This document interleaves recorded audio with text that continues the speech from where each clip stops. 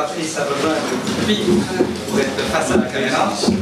Mevrouw de Vries, laten wij ten eerste beginnen met een korte presentatie van Econocom. Exact, ja. Enkele cijfers, enkele basisgegevens die wel van belang zijn voor ons debat van vandaag. Okay. Goedemiddag allemaal. Zo, Econocom in een notendop. Wie zijn wij? Wij zijn Econocom is een ICT service provider in de B2B-markt. Wij bestaan nu reeds 37 jaar.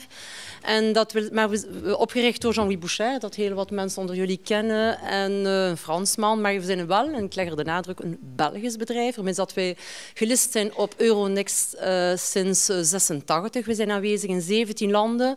Hebben vorig jaar, dus 2011, een omzet gedraaid van 1,5 miljard. Met een PBT van 66 miljoen. Wat België betreft, want ik ben enkel verantwoordelijk voor de Benelux, zijn wij ongeveer een 850 mensen en wij zijn goed voor, we zijn beursgenoteerd, dus wij geven geen deelcijfers, maar laten we zeggen dat de Benelux, de regio, we zijn een klein land, maar we dragen toch bij tot een kwart van de omzet, een kwart van de winst binnen de groep. En de groep telt ongeveer 3700 werknemers en een van onze concurrenten zit hier ook in de zaal. Die kent ons goed. Dus in notendop, dat zijn de cijfers. Wat doen wij? Want Econocom is niet altijd een ICT-servicebedrijf. Dat is een beetje een vakjargon. Dus wat doen wij? Concreet hebben wij 4 expertisegebieden, zou ik zeggen. We zijn enerzijds de grote distributeur in informatica-materiaal. Dat wil zeggen laptop, desktops, maar ook service en zo. Licenties, het beheer van licenties. Wij zijn ook de Apple System Integrator sinds nu 1,5 jaar. We zullen er misschien later over praten, maar het is een N-wereld. Dat ook verandert. Bovendien, een tweede expertiseluik is de service. Wij doen de service van consulting naar managed services als helpdesk. Wij hebben dus een remote helpdesk in Rabat, in Frankrijk, Parijs en in België. Dus het derde luik is telecom, want een van onze slogans is maken dat ICT-apparatuur werkt en dat iedereen kan communiceren en dus access heeft tot informatie. Maar dat ook wil zeggen dat wij zowel de iPads, iPhones en alle smartphones kunnen leveren, onderhouden, services, helpdesk op verzorgen. En dat het vierde luik is de financiering van ICT. Dus wij bevorderen eigenlijk in plaats van de aankoop van het materiaal, stellen wij ook aan de financiële oplossingen voor aan onze klanten, met name dan flexibele oplossingen, zodanig dat het ook op balansoperaties zijn eerder dan aankopen. Voor mensen dat wij ons richten naar de grote bedrijven, spreken we altijd over grote investeringen en dan gaan we het gewoon in de tijd en vooral met flexibele oplossingen aanbieden. Dus dat is eigenlijk Econocom in een notendop. Gemiddelde leeftijd van de medewerkers? Jong, wij zijn een bedrijf ongeveer maximum 36 jaar. En we willen gaan toevoegen inderdaad dat heel wat mensen, wat België betreft, dus 850 mensen in België, maar ongeveer 450 à 500 mensen zijn te werk gesteld bij onze klanten. Dus dat wil zeggen in het kader van sociale netwerking, dus allemaal goed dat wij een policy hebben, maar we moeten ook rekening houden met waar onze mensen zich bevinden. Dus voilà. Alors, Carmeuse, en quelques mots, en quelques chiffres, entreprise d'origine purement belge, mais aujourd'hui présente au niveau mondial. Oui, alors Carmeuse, Carrières et Fours à Chaux de la Meuse, en fait c'est une contraction de l'ancien nom des Carrières et Fours à Chaux de la Meuse. Donc comme ça l'explique, on était sur les bords de la Meuse. Et donc l'entreprise a été créée il y a un peu plus de 150 ans maintenant. On est le deuxième producteur de chaux et de carbonate de calcium dans le monde. Nos concurrents directs sont belges aussi, puisque c'est l'Ouest. Et nous produisons en moyenne 42 millions de tonnes de produits, de différents produits, puisque je parle de chaux et de dérivés de carbonate de calcium. On est présent dans 13 pays aujourd'hui, mais on fournit à peu près 70 pays à travers le monde. On a un chiffre d'affaires de 1,2 milliard et un EBITDA de près de 250 millions. On a 91 usines à travers le monde et 47 carrières. On essaye évidemment de préparer le futur en s'assurant d'avoir des réserves, soit en exploitant nous-mêmes nos carrières, soit en achetant la pierre à des producteurs eux-mêmes de pierres calcaires pour à peu près 30 ans, pour les 30 ans à venir.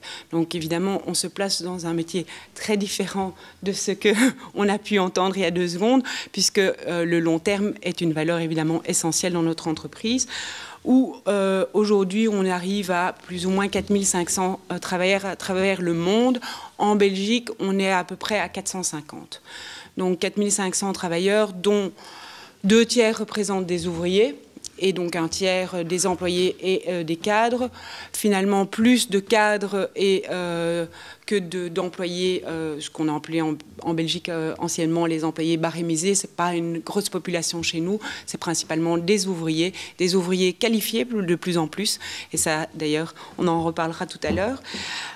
Donc, on est présent aujourd'hui sur le continent européen, principalement dans l'Europe de l'Ouest, la Belgique, le Benelux de manière globale, et puis alors la France. Et puis ensuite, en Europe centrale, nous sommes présents dans 5 pays, la Tchéquie, la Slovaquie, la Hongrie, la Bosnie et la Roumanie, et bientôt la Serbie. Et évidemment, une grosse présence sur l'Amérique du Nord, puisque nous sommes présents aux États-Unis et au Canada, qui représentent à peu près 60% de notre chiffre d'affaires, 2400 travailleurs. Donc c'est évidemment une grosse partie de l'entreprise. Alors, juste un mot sur ce qu'on fait, puisque la chaux, le dérivé de carbonate de calcium, peu de gens, puisque c'est du B2B, peu de gens connaissent à quoi c'est pourquoi c'est utilisé. Alors, quelques chiffres. On parle de produits crus et de produits chauds, puisque la chaux est un produit qui est donc... On extrait des pierres de calcaire qu'on calcine ensuite dans des fours à chaux. Et puis, il y a toute la partie crue, c'est tout ce qui est granulat, qu'on utilise aussi. Et donc, 20% de notre chiffre d'affaires représente des produits crus, alors que 80% du chiffre d'affaires, 72%, représente des produits chauds, alors qu'en termes de volume, c'est tout le contraire. 72% de nos volumes sont des produits crus et seulement une vingtaine de pourcents sont des produits chauds.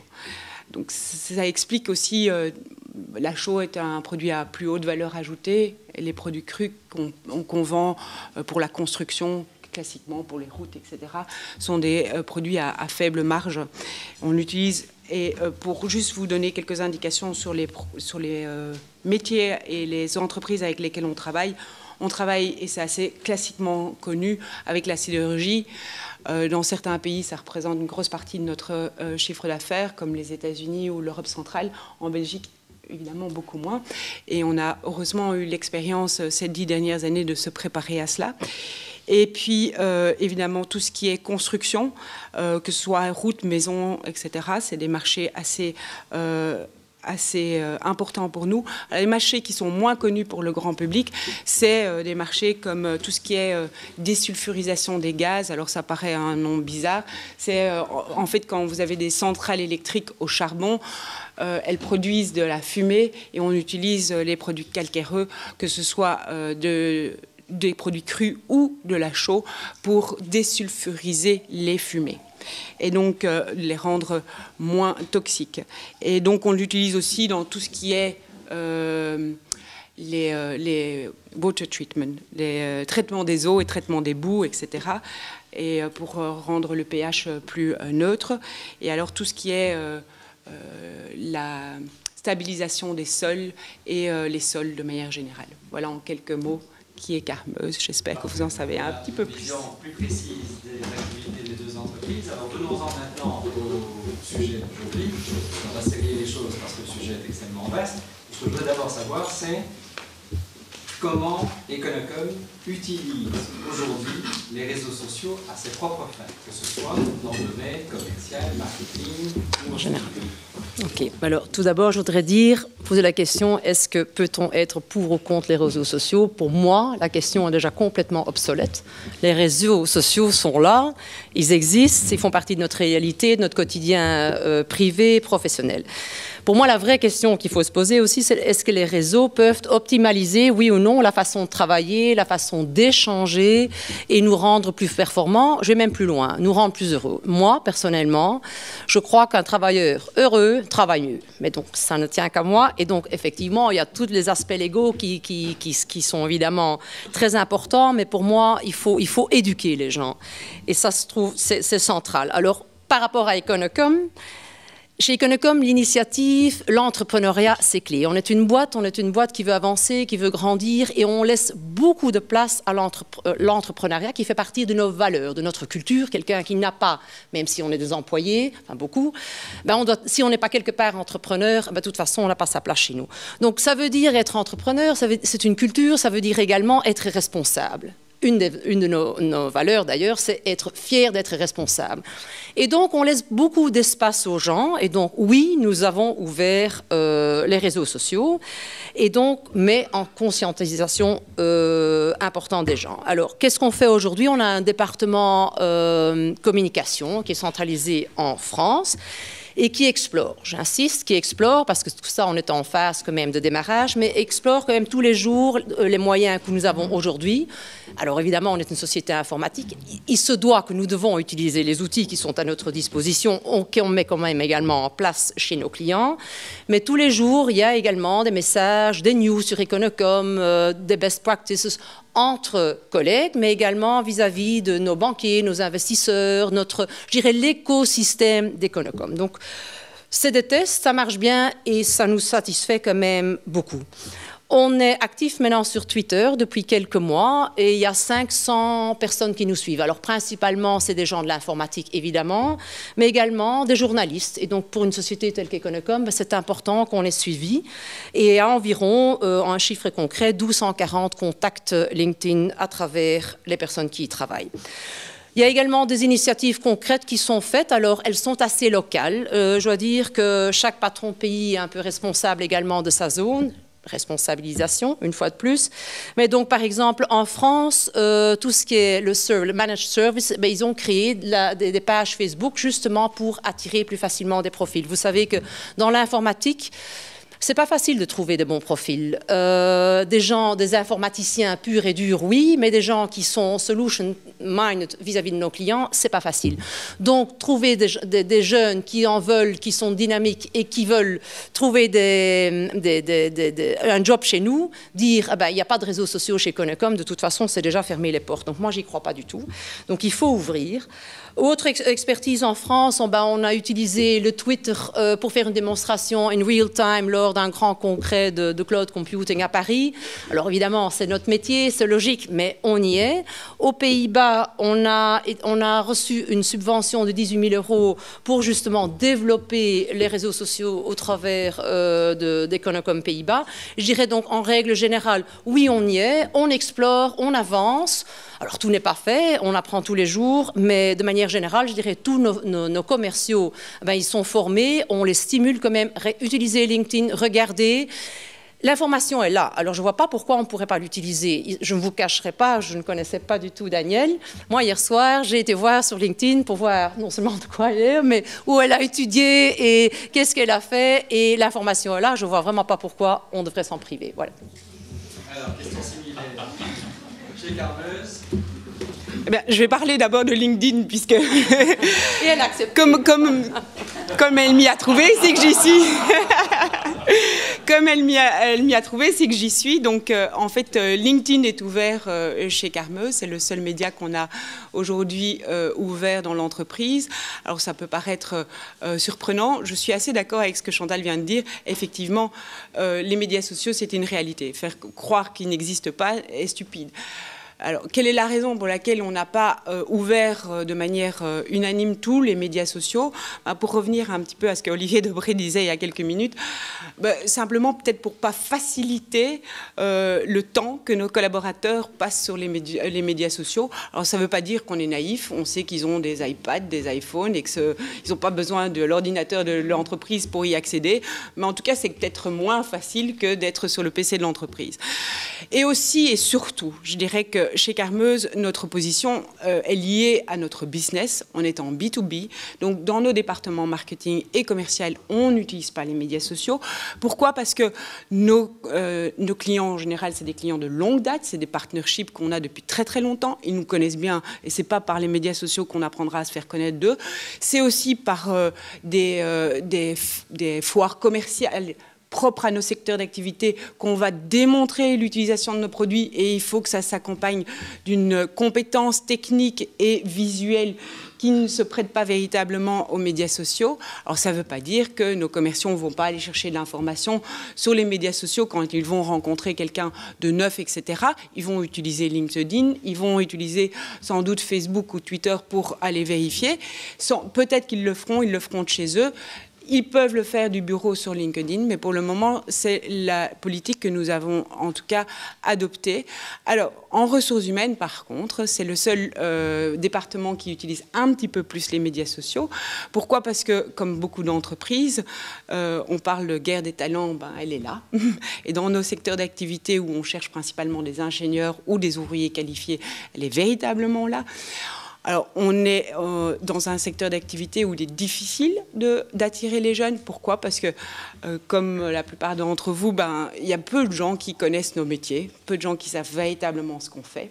Et donc, vous savez que les jeunes, ils aiment bien pouvoir dire à leurs copains, je travaille chez Coca-Cola, je travaille chez parce que tout le monde connaît. Bah, je travaille chez Carmeuse, bah, on connaît moins. En Belgique, on est déjà privilégié parce que, heureusement, l'entreprise est ancienne et donc a une certaine réputation, surtout dans notre secteur d'activité, mais ce n'est pas vrai dans les autres pays. Et donc, le employer branding, on doit y travailler plus. On n'a pas encore bien développé cet aspect-là. On est en train de refaire d'ailleurs notre site et notre page carrière, parce qu'on se rend compte que c'est une nécessité. On utilise LinkedIn pour de recrutement, donc on l'utilise régulièrement dans les recrutements, et il y a des fonctions pour lesquelles ça marche très très bien, les fonctions IT par exemple. On a pas mal de réponses sur ces fonctions-là. Par contre, les fonctions qui font partie de notre core business, toutes les fonctions d'ingénieur, on les trouve rarement via ces médias. En tout cas, c'est notre expérience jusqu'à maintenant. Mais on sait qu'on va devoir y arriver. On préfère privilégier, et ça correspond plus à nos valeurs de long terme, de qualité, de respect et de responsabilité, privilégier d'autres façons d'attirer les jeunes recrues. On a de plus en plus intensifié les partenariats avec les universités, avec les écoles, avec lesquelles on fait carrément un contrat où on prend en stage les jeunes apprentis et on les forme et ils restent chez nous ensuite. On pense beaucoup plus que c'est propre à nos métiers et ça correspond plus à nos métiers et c'est comme ça qu'on attirera le plus de gens. On est présent dans des foires universitaires, etc., mais peu encore sur les médias sociaux. Voilà. Ça, c'était le premier côté, c'est que fait l'entreprise avec les réseaux sociaux. Le deuxième côté, bien sûr, c'est quelle est la politique que vous adoptez par rapport à vos collaborateurs. Alors, j'ai changé d'avis également. Vous savez qu'en 2004, Facebook date de 2004, donc c'est vieux et pas vieux, hein, donc c'est assez récent tout ça. Au début, on n'y a même pas pensé, ça est arrivé, et puis bon, tout était ouvert à fortiori.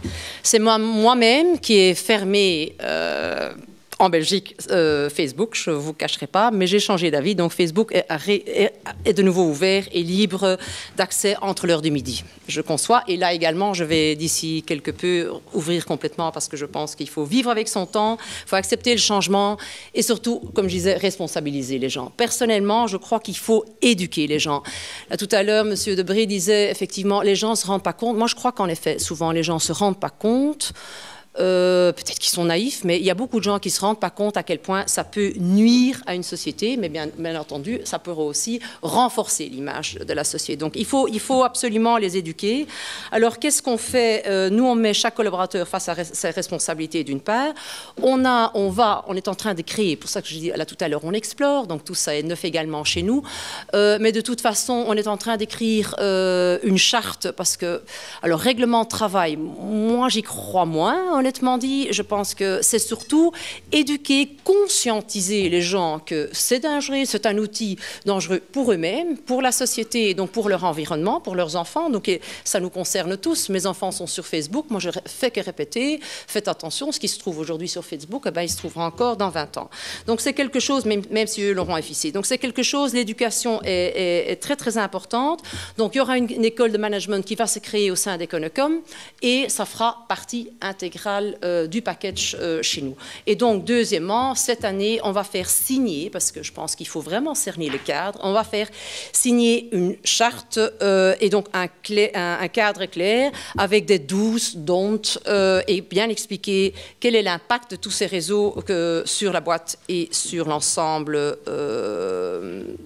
de l'environnement. Par contre, moi, je voudrais quand même ajouter une chose, c'est que moi, clôturer Facebook, c'est pour ça que je vais changer d'avis, je pense que ça ne sert plus à rien, parce que dans l'informatique, en général, on voit quoi? Il y a quelques années, on voit la standardisation au sein des entreprises. Tout le monde avait 1, 2, 3, 4 modèles, vous n'allez pas me contredire. Aujourd'hui, qu'est-ce qu'on voit? C'est une multiplication de types de matériel, aussi parce qu'il y a beaucoup de merge, donc les parcs informatiques sont loin d'être homogènes.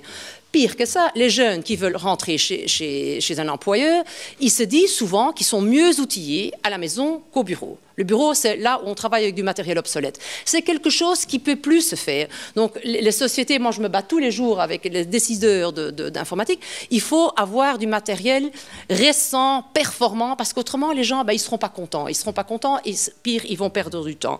Donc, ça, c'est un autre élément qui est important. Donc, les gens utilisent du Mac, de l'iPad, de l'iPhone. Ils utilisent tout genre de matériel au sein de l'entreprise, donc acheté ou loué, de préférence, par la société, mais il y a un autre phénomène qui est tout récent, c'est le BIOT. Le BIOT, c'est le Bring Your Own Device. Ça, c'est quelque chose qui est là, qui est inévitable, et les gens utilisent, et demain ce sera quasi pour tous, ils vont utiliser leurs outils qui, à ce moment-là, devront être connectés dans le monde du travail. Je dirais, là, heureusement, on a encore beaucoup de boulot. Donc, au plus de devices, au mieux on se porte, nous. Et en plus, au niveau du service, c'est quand même un vrai challenge, parce qu'il y a toute une sécurisation à faire également. Parce que c'est bien que les gens utilisent tout ce matériel. Qu'est-ce qu'on en fait? Comment on sécurise? Donc, il y a un aspect informatique et sécurité au niveau du travail, mais pourquoi couper et interdire les réseaux, alors que si on a son iPhone, on a accès. Donc pour moi, c'est également complètement obsolète. La vraie question, une fois de plus, c'est la sécurité et c'est l'éducation. Parce qu'au fait, tout ce qui a changé, c'est que de tout temps, on pouvait nuire à l'image de la société. La seule chose qui change aujourd'hui, c'est la rapidité, la vitesse et le nombre de personnes qu'on peut joindre très très vite par les réseaux. La seule chose que je voudrais quand même un peu mesurer les propos, c'est que d'une part, c'est que nous sommes une société de services informatiques, donc quelque part c'est notre métier. De deux, j'ai rencontré dernièrement, je ne vais pas citer la société, mais une société qui me dit, nous on ne peut pas, nos clients c'est souvent les armées, dans tout pays européen, et ils exigent justement que tous ces réseaux soient interdits, une sécurité absolue. Alors évidemment, tenir des propos, il faut tout ouvrir, il faut toujours voir, j'imagine, des centres de recherche nucléaires, j'en sais rien, où tout ça est moins simple. Mais là encore, je ne sais pas comment ces gens font face à « j'amène mon iPad et je suis sûr, et je dis encore ce que je raconte ». Donc je pense que l'éducation reste fondamentale. L'univers de Carmeuse est très différent. Quelle est la politique aujourd'hui à Effectivement, c'est assez différent chez nous, puisque comme je l'ai dit tout à l'heure, on a bloqué l'accès, en tout cas, à tout autre médias sociaux à part LinkedIn. Et on a adopté cette même politique partout où nous sommes présents. Et je pense que c'est important parce qu'on n'a pas voulu faire de différence. Effectivement, on a des gens de cultures différentes, d'âges différents et de backgrounds différents, mais on a voulu appliquer la même politique à tous. Par contre, comme on a ouvert, et en tout cas laissé ouvert LinkedIn, on a beaucoup de nos employés qui communiquent via LinkedIn. Une des difficultés, et je pense qu'on peut en parler tout à l'heure, c'est quand on se connecte via LinkedIn, il n'y a rien à faire, on représente l'entreprise pour laquelle on travaille, parce que bien souvent, c'est la première chose qu'on voit, c'est l'entreprise pour laquelle vous travaillez. Donc, il y a ce droit au respect, enfin, cette obligation de respect de l'entreprise et de l'image de l'entreprise que le collaborateur doit avoir. Et donc, là où je rejoins complètement Chantal, c'est l'importance d'une formation. Alors, on est en train de finaliser la charte médias sociaux, IT, etc., parce qu'on l'a revue récemment. Et on a voulu en faire une procédure groupe, donc internationale, ce qui complexifie aussi les choses, parce que la législation est différente dans chacun des pays. Et puis, on a un règlement de travail qui, lui, est local, etc.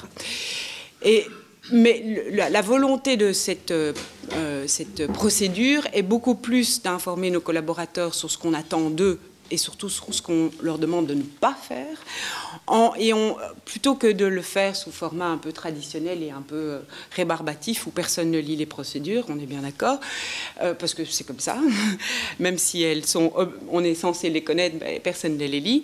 Mais on a fait ça de deux façons. Alors on l'a fait de manière intéressante sur intranet, donc où il y a un frequently asked question, parce que les gens sont plus intéressés à avoir, tiens, si je fais ça, comment est-ce qu'on se sera considéré, etc., plutôt que de lire une procédure un peu aride et pas très drôle. Et le deuxième aspect, c'est qu'on lance une vaste campagne de formation.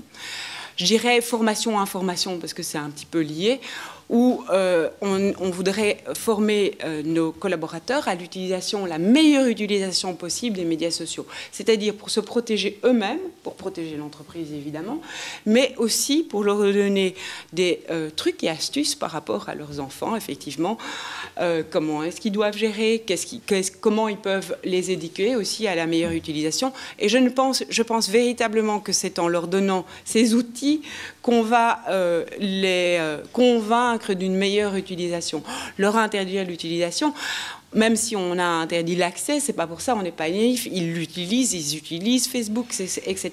Donc on a plutôt intérêt, et c'est dans notre devoir, je pense, d'employeurs, de leur apporter les informations dont ils ont besoin pour faire correctement leur travail.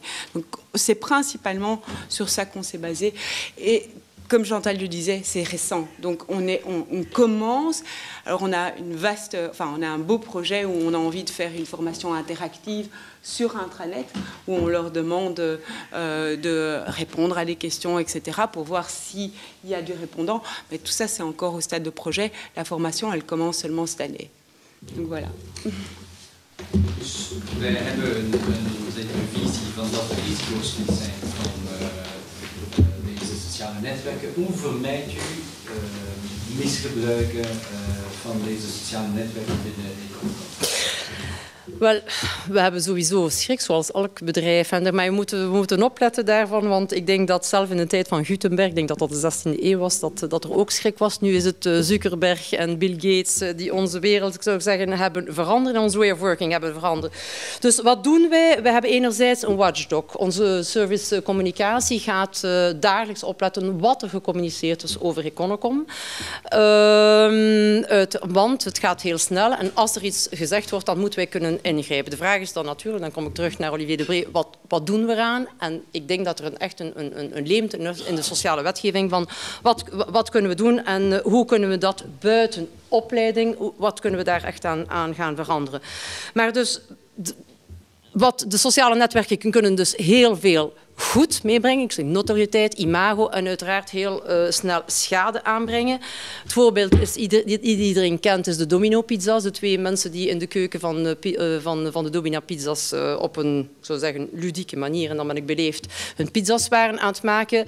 De interventies zijn gebeurd en natuurlijk, dat heeft heel veel repercussies gebracht. Nu, wij hebben het ook bij ons, en ik ga geen namen noemen, wij hebben onlangs een probleem gehad met 2 techniekers die niet anders beter gevonden hebben bij een hele grote distributeur in de food. Ik ga je ook geen namen noemen, in België, dus in de slagerij zijn gegaan en die hebben dat op Facebook geplaatst en uiteraard, dat gaat heel rap. We hebben het gelukkig gezien, we hebben kunnen actie nemen, maar ik denk dat die mensen niet beseffen wat voor repercussies dat heeft. En uiteraard, de klant was niet tevreden, wij nog minder.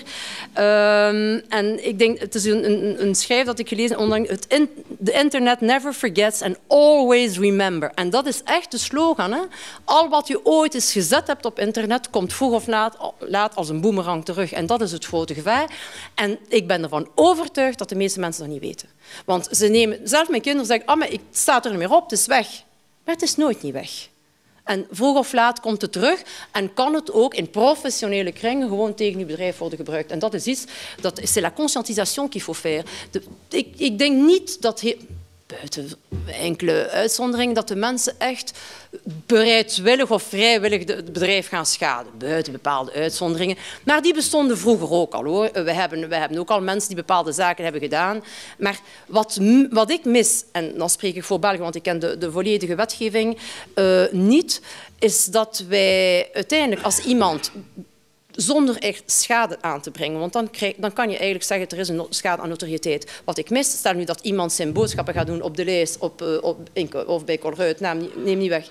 Tijdens zijn uren vind ik dat ook niet kunnen. Dus ethiek is ook iets, dat doet je niet. Vroeger, nu gaan we ons focussen op sociale netwerken, maar ik weet niet, als ik begon te werken, mocht ik ook geen uren naar mijn moeder zitten bellen om met de gewone vaste lijn.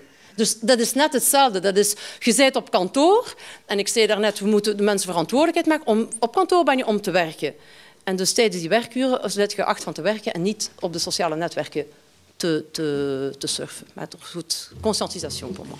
Les médias sociaux ont évolué plus vite, enfin les réseaux sociaux ont évolué plus vite encore qu'en Europe, et c'est rentré dans les mœurs. Je vois cependant qu'aux États-Unis, beaucoup d'entreprises font marche arrière.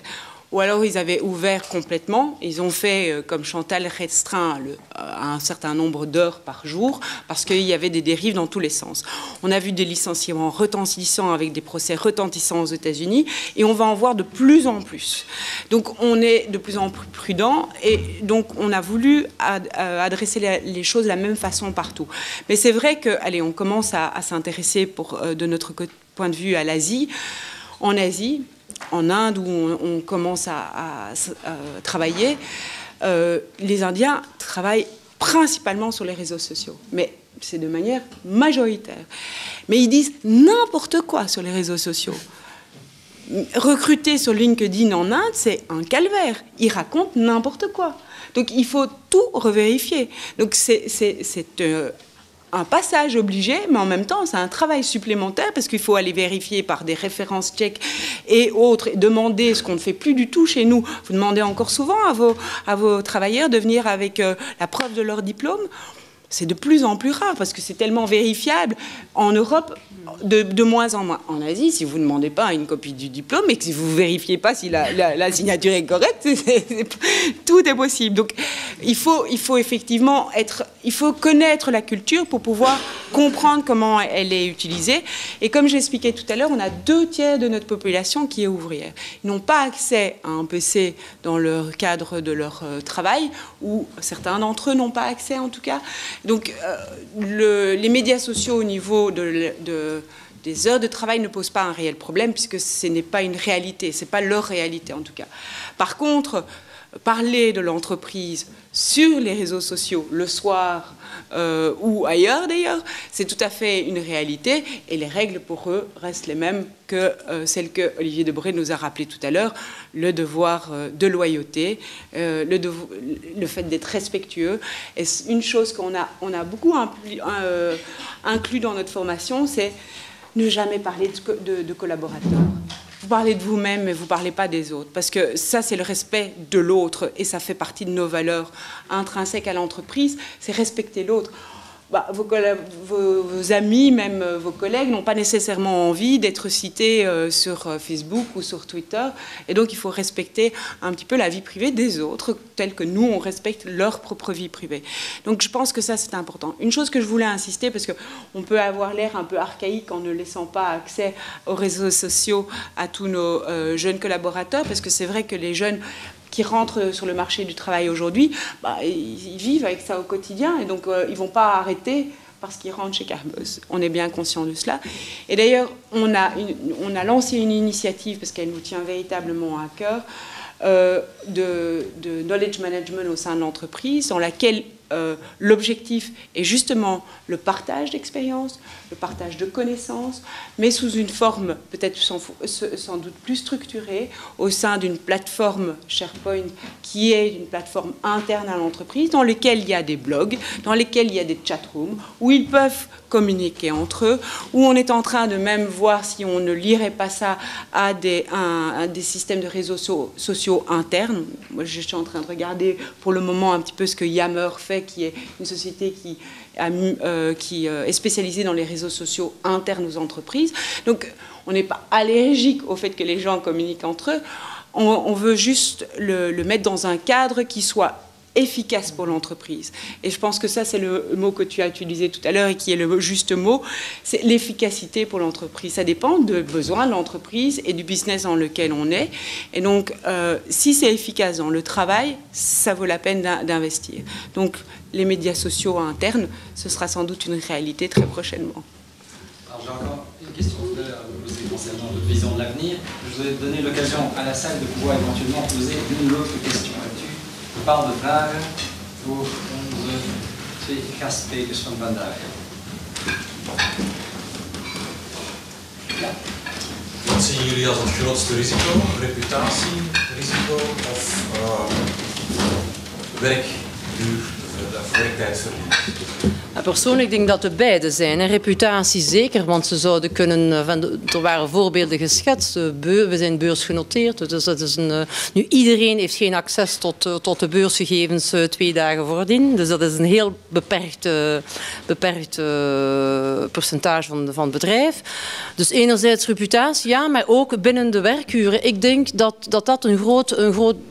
Zoals ik hou van de mensen verantwoordelijkheid te geven. Maar wat ik mis in België is eigenlijk, en dat is, ik weet niet of dat andere landen zo is, maar wat ik absoluut mis, is dat iemand tijdens de werkuren doet niet zijn werk, of dat nu via de sociale media is of iets anders. Je kan ook zo spelen. Weet je, als iemand op zijn scherm zit te werken of te spelen, dat kan je toch niet. En als wij moeten permanent gaan controleren, dat maakt niet deel uit van onze NDA, en dus wij doen dat dus niet.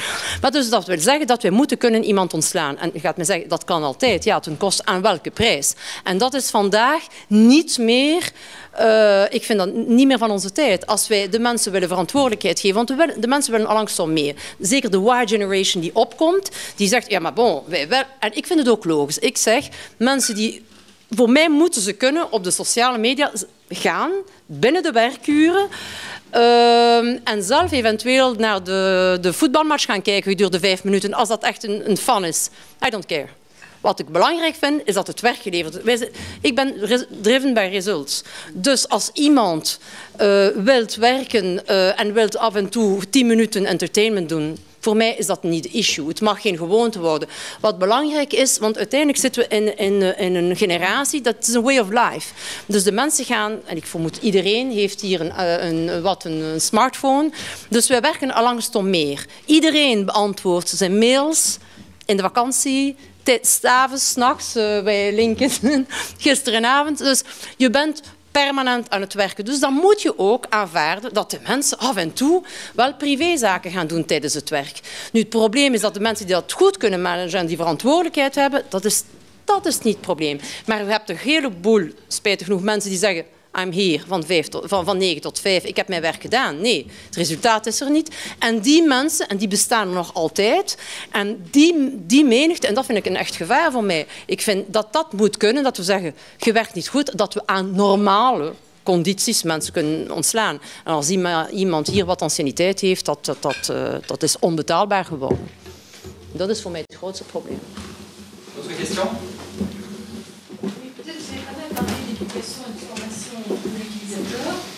Vous avez prévu également des formations pour les managers, parce que vous venez de citer effectivement, c'est important que le manager se rende sur le terrain. Il y a d'autres types de management, oui. Pour certains managers qui ont l'habitude de manager plus facilement. Ça veut dire qu'il y a une fixation d'objectifs. Tout à fait. Avec Tout à fait. d'autres types de management. Est-ce que là, vous avez prévu des formations de ce type-là pour vos managers? Ça, c'est quelque chose qu'on a mis en place chez nous déjà depuis un certain nombre d'années. Donc, on a effectivement, et on continue, parce que c'est jamais gagné. Vous avez des gens qui font ça très facilement, il y en a pour qui c'est beaucoup plus difficile. Donc, c'est une formation continue de notre encadrement sur les outils de management, comment les utiliser au mieux. Mais là où je rejoins Chantal, c'est être capable de fixer des objectifs, être capable de les mesurer, et on mesure les résultats des objectifs, mais aussi le comportement. Et nous, on insiste beaucoup sur ça, parce qu'on a beaucoup parlé de la gestion par objectif, etc. C'est très important. Il y a aussi comment nos collaborateurs se comportent dans l'atteinte de leurs objectifs. Si c'est pour tuer père et mère pour arriver à l'atteinte de ces objectifs, ça ne fait clairement pas partie de nos valeurs. Et donc je pense que ça fait partie de la culture de l'entreprise, ça fait partie de comment on insuffle cette culture dans l'entreprise au sein de la vie dans l'entreprise, mais au sein des formations qu'on met en œuvre, etc. Donc oui, il faut continuellement former les managers à mieux être prêts à gérer tous les outils qui existent, etc., à ne pas se faire distraire. Parce qu'on parle des médias sociaux, est-ce que c'est vraiment une source de distraction? Quand je vois la capacité des gens à être distraits par un email qui arrive, c'est exactement la même chose. Hein. C'est pas plus perturbant que des emails qui arrivent constamment et qui vont perturber la concentration d'un collaborateur. Si le collaborateur a besoin d'être concentré sur la rédaction d'une note ou de quelque chose qui demande une concentration importante, il a intérêt à se couper de ses emails, etc. parce que ce sera encore plus perturbant que n'importe quel réseau social interne, externe ou autre qui pourrait le perturber. Et donc, la formation des managers passe par cet apprentissage et aussi cette relation de responsabilisation et de confiance qui doit s'installer. Si la confiance est rompue, il faut rompre le contrat. Je veux dire, ce ne sera pas ça qui va faire la différence. La confiance est rompue globalement dans leur relation de travail. Et puis j'ajouterais quand même, il y a de tout temps eu des abus, il y a des gens, je ne sais pas comment vous gérez les fumeurs, j'ai rien contre les fumeurs, mais il y a des gens qui passent des heures dans le cot, nous on a un Rokerscott, et bien le Rokerscott, de un, ils savent tout, parce que c'est pire que les réseaux sociaux, les gens savent tout, les fumeurs savent tout de tous les départements, parce qu'ils se retrouvent tous les niveaux hiérarchiques mélangés, ils savent tous. Et donc il faut y passer un peu de temps. Oui, mais ça je ne peux pas. Donc voilà, donc il y a ça, il y a des gens qui, dans le temps, les vendeurs in the field, le vendredi après-midi, ils étaient tous en clientèle, c'est bien connu. C'est exactement le même propos. Maintenant, on en fait une polémique avec les réseaux sociaux. Tant qu'on n'est pas result-driven, de toute façon, le problème est le même. Et un jour, je vais vous dire qu'il y a eu quelqu'un qui m'a appelé. Enfin, notre DRH, il a été appelé par quelqu'un, il y avait un gros sticker Econocom sur un de nos techniciens, il a appelé le DRH. Est-ce que c'est normal? Ça fait 2 heures que le technicien, qu'il y a quelqu'un d'Econocom qui dort dans sa voiture. Oh, c'est pas les réseaux sociaux, mais je n'étais pas fière non plus. Et donc, ça veut dire, de tout temps, avec n'importe quoi, on peut détériorer l'image de la société. Donc, il ne faut pas nécessairement LinkedIn ou un autre moyen. Donc, heureusement, il n'est plus là. Je me suis dit, quelle honte! Bien, Olivier, tu l'avais dit, on va pouvoir dialoguer au moins tout l'après-midi là-dessus. Vous savez qu'il y a un principe chez Top Management, c'est que nous respections le timing de manière telle à ce que celles et ceux qui doivent s'en aller absolument à 14h puissent le faire. Donc je voudrais vous inviter à remercier par vos applaudissements.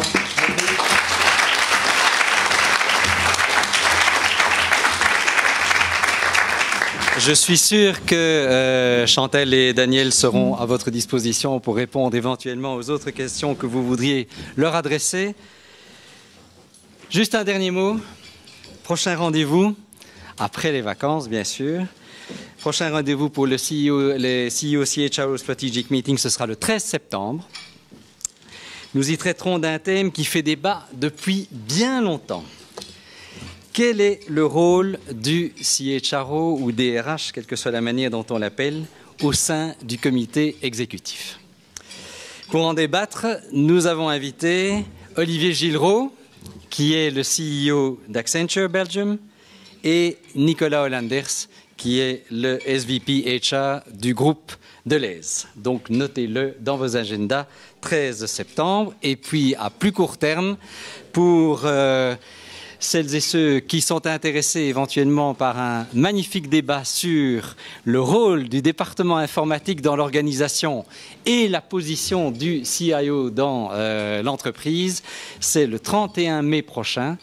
Nous organisons le CEO-CIO. Vous allez sur le site ceocios.com. On aura un débat absolument passionnant avec comme président de séance Daniel Lebeau, qui est probablement le CIO belge qui vient d'avoir la plus belle promotion puisqu'il vient d'être nommé CIO de GSK Worldwide.